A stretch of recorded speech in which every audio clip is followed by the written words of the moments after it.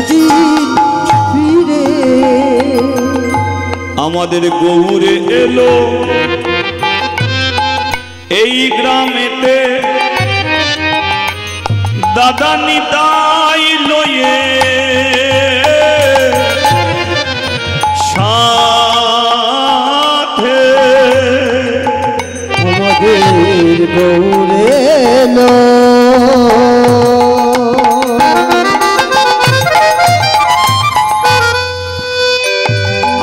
এই গ্রামেতে দাদা নিতাই লয়ে সাথে আমাদের কৃষ্ণ এলো এই গ্রামেতে রাধা লয়ে সাথে গৌরে লাগে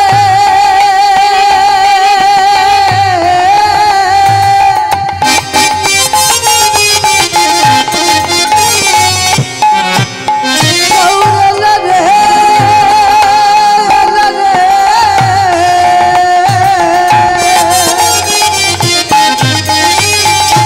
গৌরে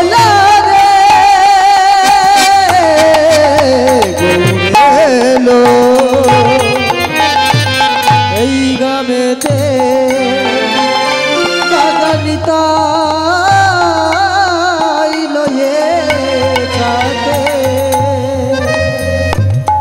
রাধা কৃষ্ণের মিলিত তনু নবদ্বীপে হলো গৌরাঙ্গ মহাপ্রভু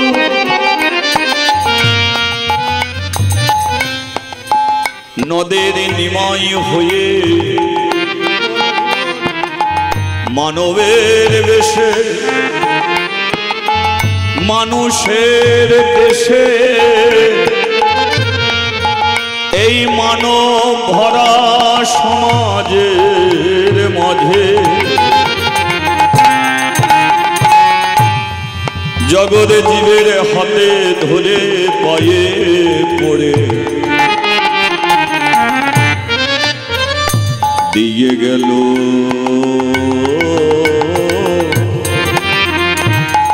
হরিনাম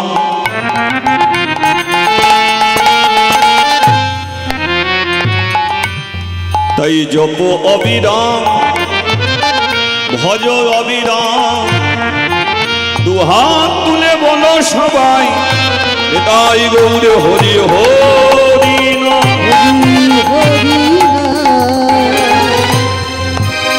আমাদের দিন গেলে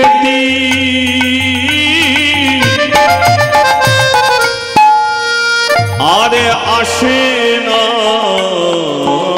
ফিরে দিন গেলে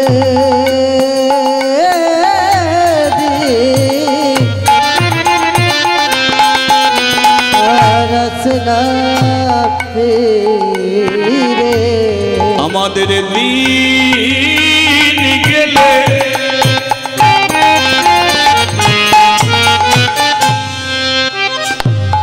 দিন গেলে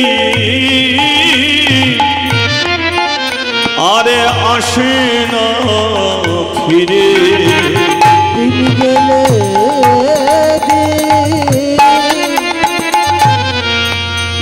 আর আসে না ফিরে আমাদের যে দিন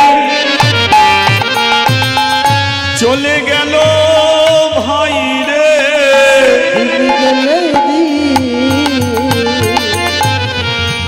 আমাদের আসে না ফিরে দিনের পরে রাত্রি রাত্রির পরে আসে দিন আমাদের জীবনের কেটে গেছে জীবনের কেটে গেছে কত দিন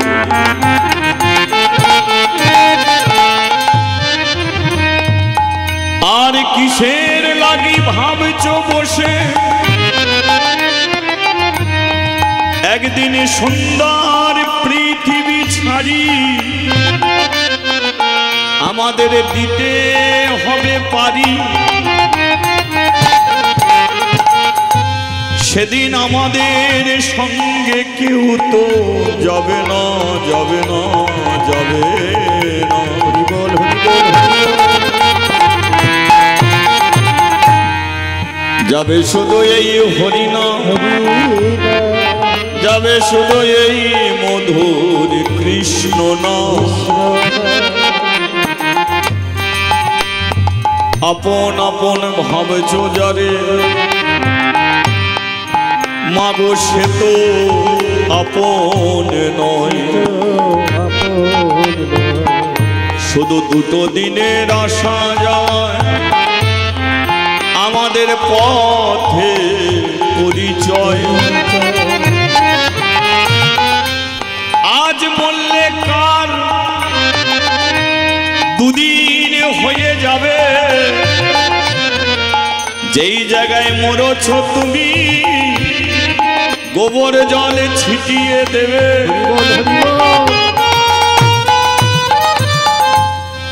এই তো আমাদের জীবন।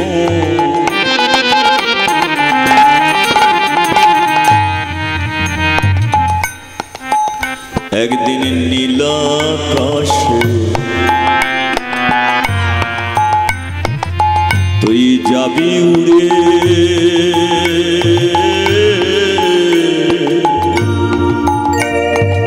ওই কয়লারি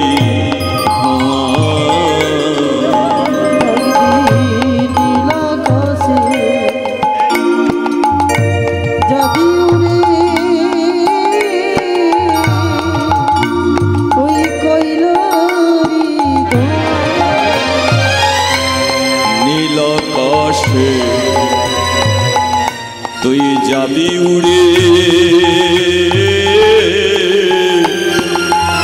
ওই কয়লারি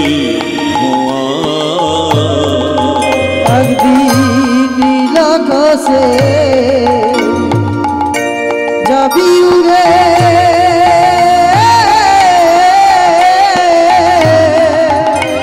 ওই কয়লারি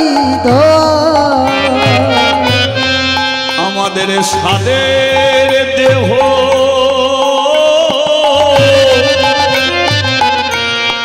একদিন মলিন হবে রে। আমাদের সাদের দেহ একদিন মলিন হবে রে। এ যে মাটির দেহ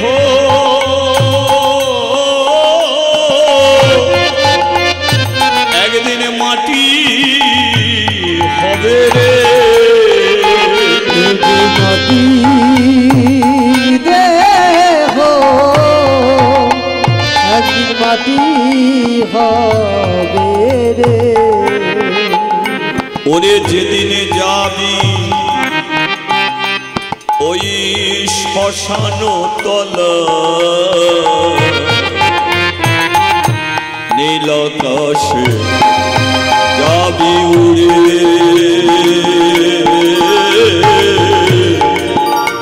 তুই কয়লারি নীল আকাশে যাবি উড়ে।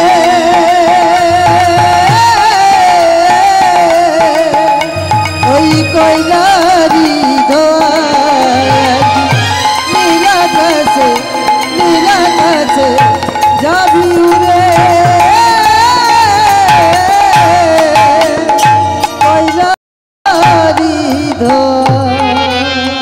তাই বদন ভরে হরি হরি হরিব তোরা বলবে হরি। আর বলার সময় বুঝি পাবি না রে। এই সময় হতে তোরা বলি আর বলার সময়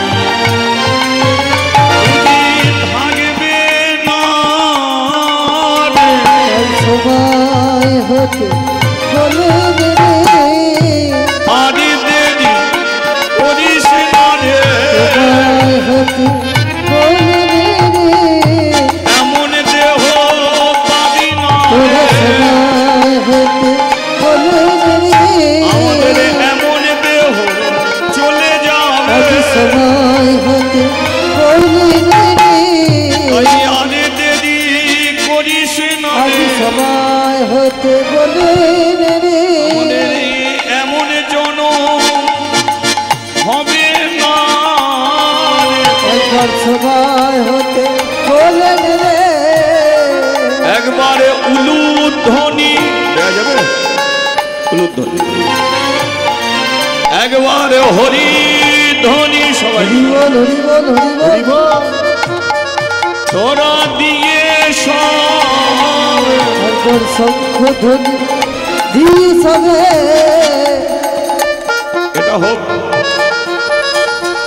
করে করো তালি দিবে জয় রাধে শ্রী রাধে বলে করে করো তালি দিবে জয় রাধে শ্রী রাধে বলে ভক্তগণ সবাই মিলে হরি হরি হরি বলে এমন দিন আর পাবি না রে সময় হতে বলে রে আমাদের এমন ভাই আমারটা কি হলো মনিটার আমার নেই আর এমন দিন পাবি না রে সময় হতে বলে রে এমন দিন আর আরে হরি হরি হরি বলে ঊর্ধ্বে দুটি বাহু তুলে হরি হরি হরি বলে ঊর্ধ্বে দুটি বাহু তুলে হরি হরি হরি বলে ঊর্ধ্বে দুটি বাহু তুলে হরি হরি হরি বলে ঊর্ধ্বে দুটি বাহু তুলে দিন গেলে দিন দিন গেলে দিন দিন গেলে দিন পাবো কি এ জীবন এমন সুদিন ফিরে এমন সুদিন ফিরে এমন সুদিন ফিরে বাবা কি এমন সুদিন ফিরে এমন সুদিন ফিরে এমন সুদিন ফিরে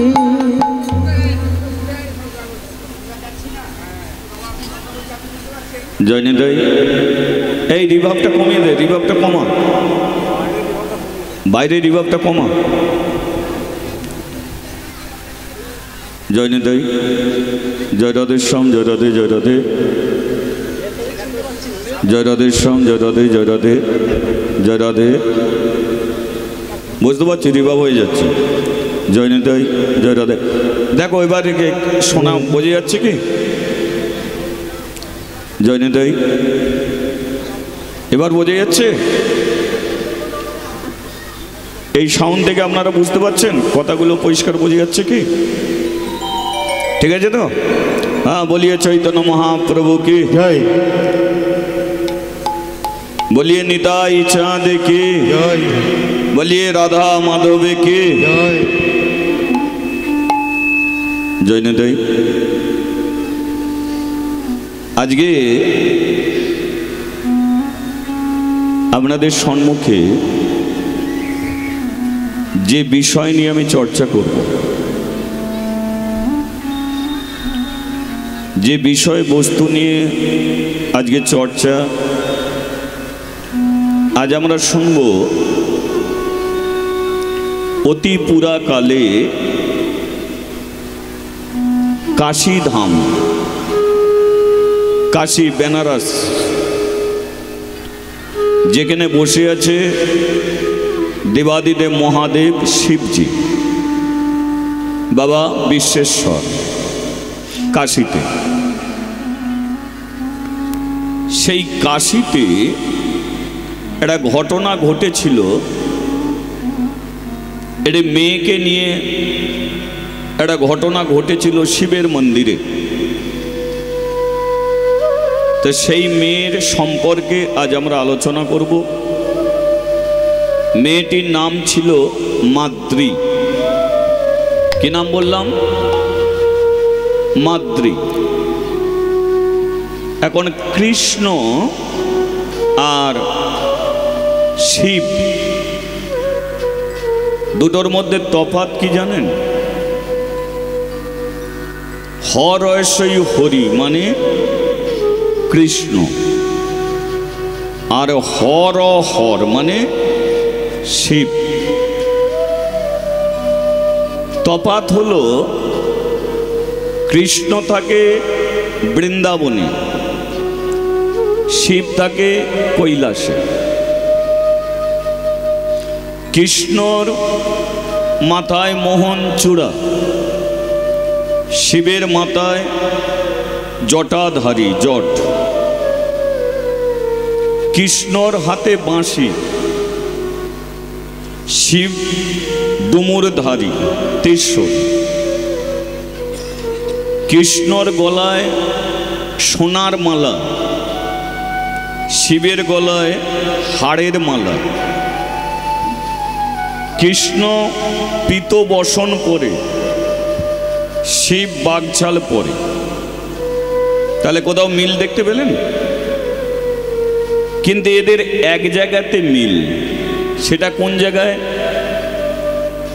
কোনো ভক্ত যদি ভগবানকে মন প্রাণ দিয়ে ডাকে, ভগবান যেমন সব কিছু ছেড়ে ছুটে আসে, তদ্রূপ শিবকেও যদি মন প্রাণ দিয়ে ডাকা যায়, দেবাদিদেব মহাদেব সব কিছু ছেড়ে দিয়ে তিনিও ছুটে আসে। হরি বল, হরি বল। এখন দেবতা ইন্দ্র, বরুণ, যম, পবন এরা হচ্ছে দেবতা, আর শিব হচ্ছে মহাদেব। সর্বদেবতার ঊর্ধ্বে হলো মহাদেব শিবজি।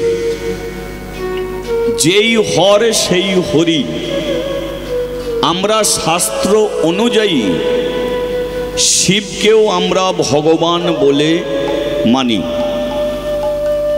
শিবকেও আমরা ভগবান বলে বিশ্বাস করি।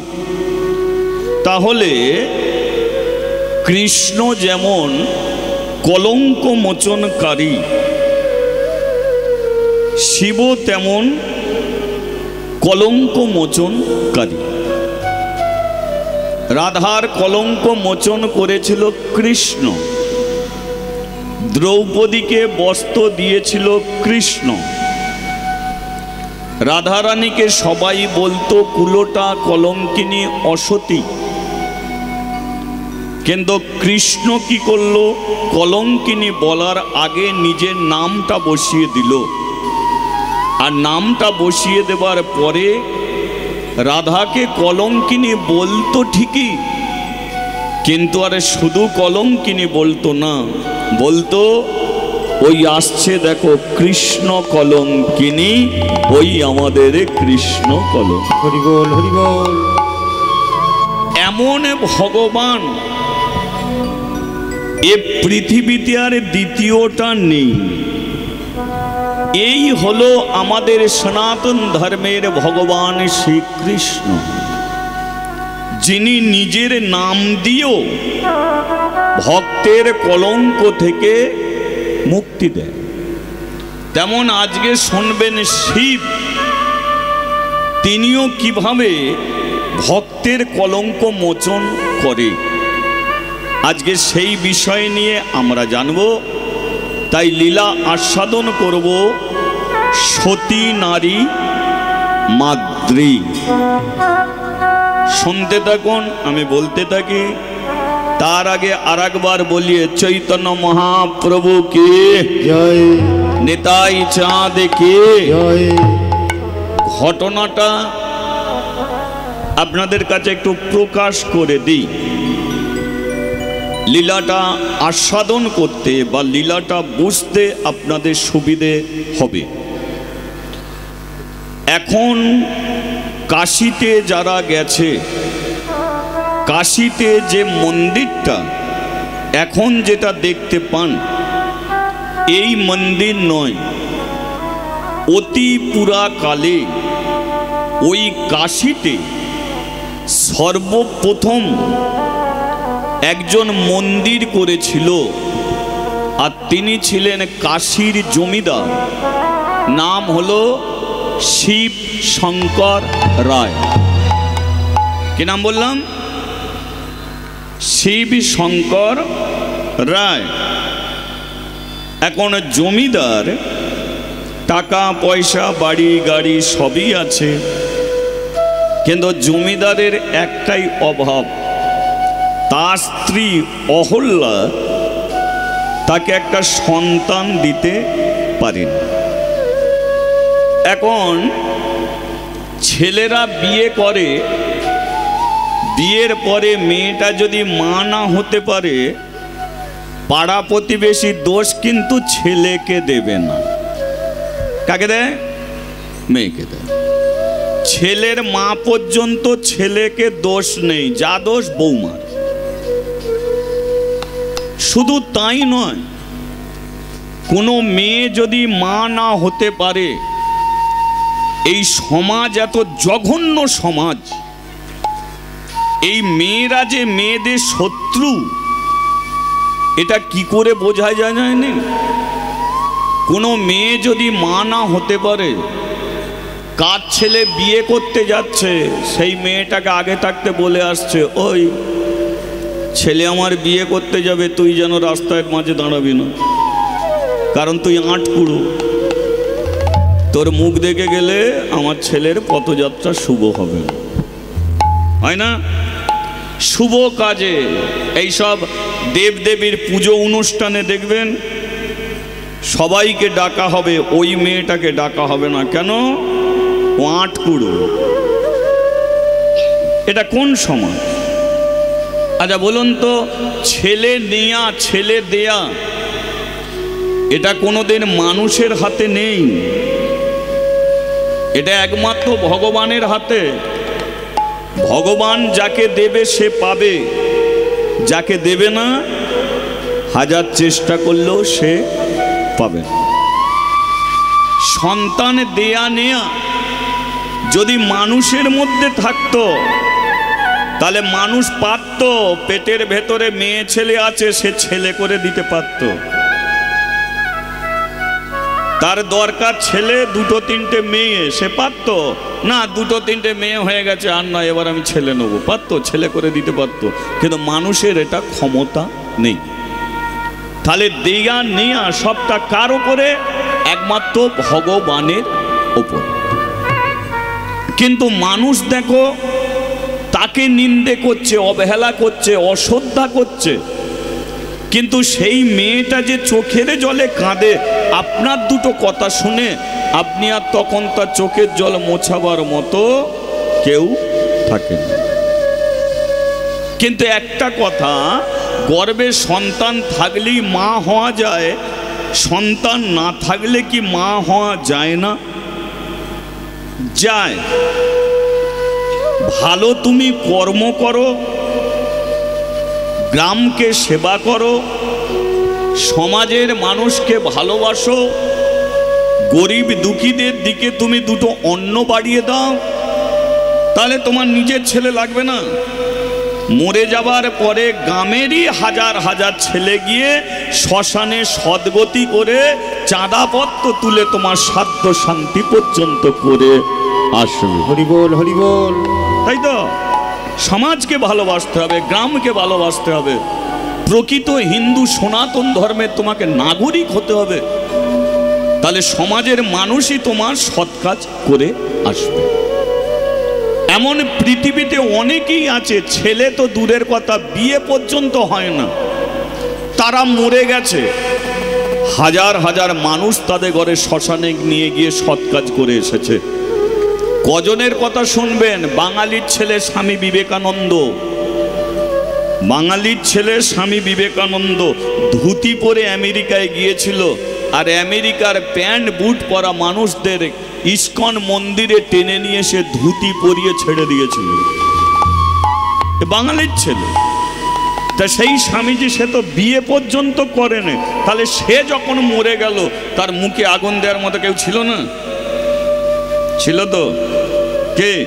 পেটে ছেলে নেই তবু মা কলিকাতার বুকে বসে আছে। ঠাকুর রামকৃষ্ণদেবের স্ত্রী, তাকে কি শুধু সারদা বলে না মা সারদা বলে?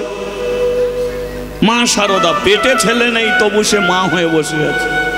ভারতবর্ষের প্রধানমন্ত্রী নরেন্দ্র মোদী, সে তো বিয়ে করেনি, তা মরে গেলে মুখে আগুন দেওয়ার মতো কেউ থাকবে না? কি মনে হয়? পশ্চিমবঙ্গের মুখ্যমন্ত্রী কি, এ তো বিয়ে করেনি, তাহলে মরে গেলে মুখে আগুন দেওয়ার মতো কেউ থাকবে না? কি? তাহলে এ থেকে কি বোঝা যায় যে সমাজকে ভালোবাসো, গ্রামকে ভালোবাসো, তাহলে পৃথিবীর মানুষ তোমাকে সম্মান করবে, পৃথিবীর মানুষ তোমাকে শ্রদ্ধা করবে। বোঝা গেল?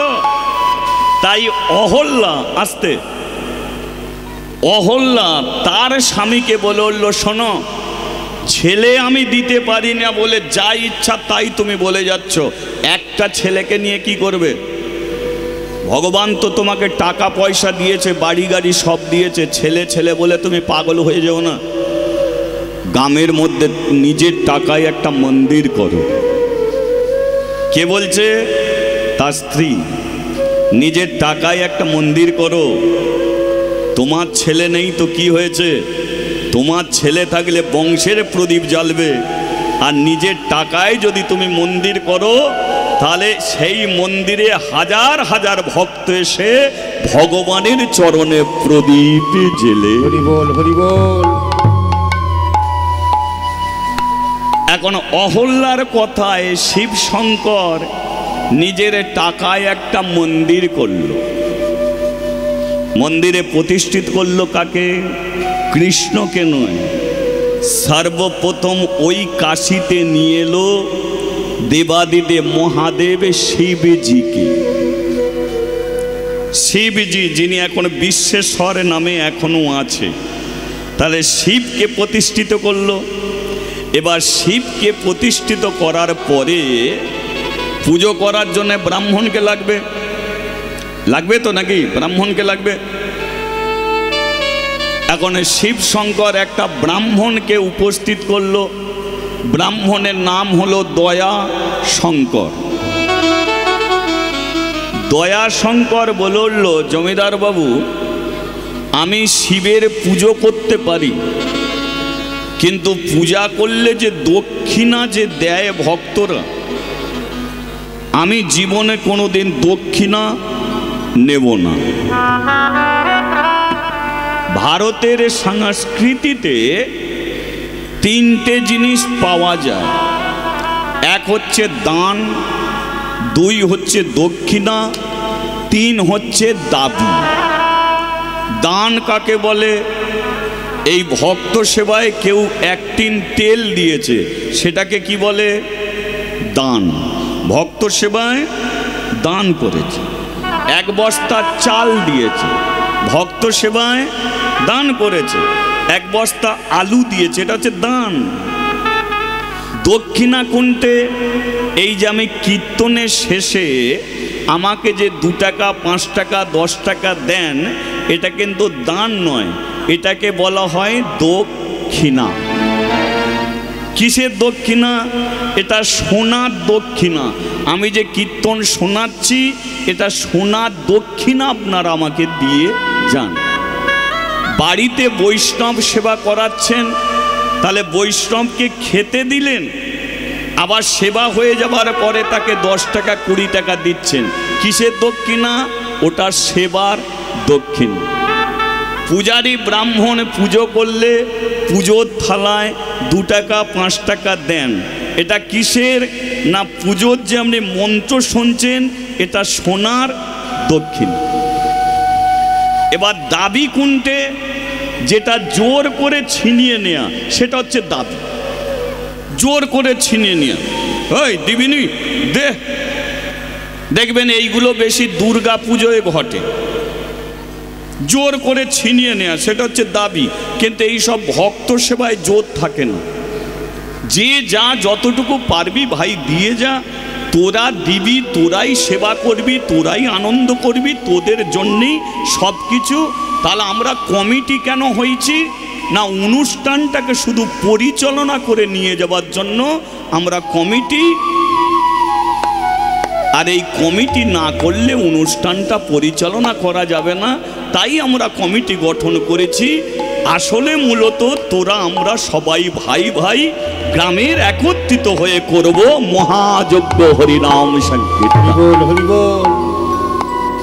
তাহলে বোঝা গেল কি দান দক্ষিণা দাবি। এবারে জমিদার বলল, দয়া ব্রাহ্মণরা পুজো করলে দক্ষিণা নেয়, তাহলে তুমি কেন নেবে না? দয়া বলল, আমি যদি কালী পুজো করতাম দক্ষিণা নিতাম, দুর্গা পুজো করলে দক্ষিণা নিতাম, কিন্তু শিবের পুজো করে দক্ষিণা নেব না। নেবে না কেন? শুনুন জমিদার বাবু, এই কারণেই দক্ষিণা নেব না, কারণ শিব হচ্ছে 1 নম্বরের ভিখারি। বলুন তো, শিবের ঘরদোর আছে? শিবের ঘর নেই, দোর নেই, বাড়ি নেই, গাড়ি নেই, চাল চুলো বলে কিচ্ছু নেই। শিবের দেখবেন সংসারে তেলের পর্যন্ত খরচা নেই, যে মাথায় তেল মাখবে, মাথায় জট নিয়ে বসে আছে। শ্যাম্পু সাবানেরও প্রয়োজন নেই, ছাই মেখে বসে আছে। তাহলে যার ঘর নেই, দোর নেই, সে 1 নম্বরের ভিখারি। তাহলে তার পুজো করে আমি যদি 5 তলা বাড়ি করি, তাহলে কোনোদিন কি শিবের কৃপা পাবো? কি পাবো? কি বাস্তবে দেখবেন গাড়ি কিনেছে একজন, চালাচ্ছে একজন। এর টাকা আছে, গাড়ি কিনেছে, চালাবার জন্য একজনকে দিয়েছে, যে চালাচ্ছে তার 2 তলা হচ্ছে, আর এ গাড়ি কিনে শুধু গাড়ি সারিয়ে সারিয়ে মরছে। এ মালিক কি বলবে? ভাই গাড়ি বিক্রি করে দেবে, তাই তো? তাহলে আমি যদি শিবের পুজো করি, শিব যদি 1 নম্বরের ভিখারি হয়, তার পুজো করে যদি আমি বাড়ি গাড়ি করে ফেলি, তাহলে কি কোনোদিন শিবের কৃপা পাবো? যার পুজো করব তারই তো চরণে মরব।